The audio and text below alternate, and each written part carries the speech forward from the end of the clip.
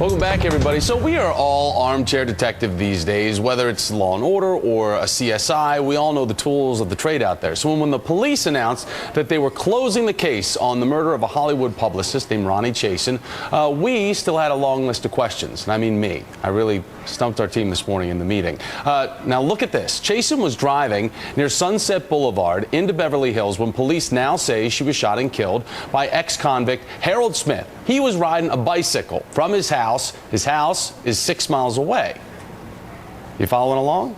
Pat Brown is a criminal profiler and author of Killing for Sport: Inside the Minds of a Serial Killer. And she joins us now to talk about this. She is in Washington. Pat, good to have you with us. Beverly Hills police have now determined Chasen's murder to be a random act of violence committed by this ex-con who was on his bike. He just happened to be an excellent shooter. So do you think they have the right guy here? Well, Thomas, I tell you, this is really getting confusing. We've gotten a lot of information which we're now told wasn't the right information. And now, for example, we were told originally that it was a 9mm with hollow point bullets, and now we're being told that maybe it isn't a 9mm and maybe not hollow point bullets. We were told dead Harold, the felon, wasn't the guy, and now we're being told he is the guy. And the police chief is saying they're 70% done with their investigation, but this is what happened. Hey, if you're only 70% done, you don't know what happened yet, so you shouldn't be out there talking about anything. Wait till you're 100% done. I mean, most police departments will come out and say, look, we're not going to talk until we've investigated all avenues until we're finished with our investigation. Or they're not going to give information unless they absolutely know, not a preliminary report, 70%. And people are thinking, do these police know what they're doing? And if they, are they lying now? Pat, we have to say in Beverly Hills, they don't have a lot of murder investigations. They have about one homicide a year. But we're told that actually nothing was stolen from the vehicle of Chasen in this botched robbery attempt.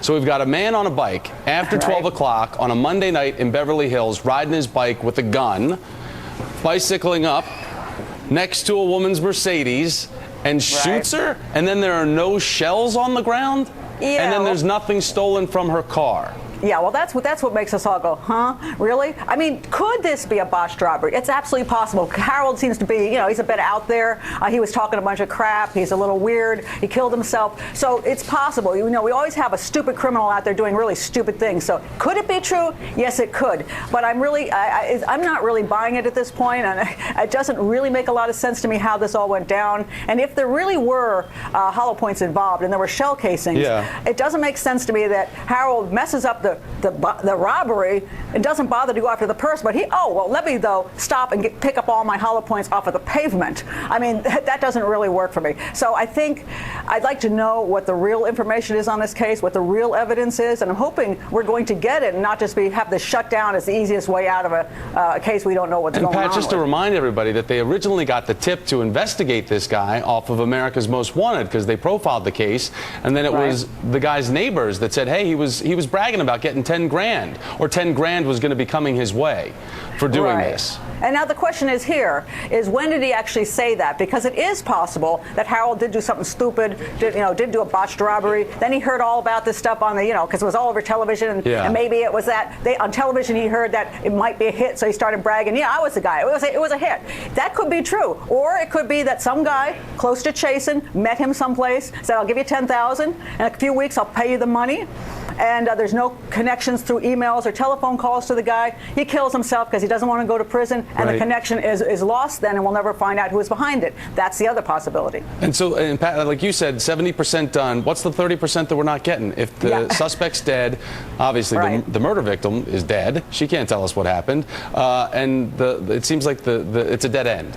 Well, not necessarily, because sometimes when I profile cases, what I find is that if you really sit down and do solid crime reconstruction, you find out the angles of the shooting, where the glass was, what kind of everything. You find that you can put it together and come up with a pretty good idea of what happened. So I'm hoping they got somebody at that department who's going to spend the time doing that.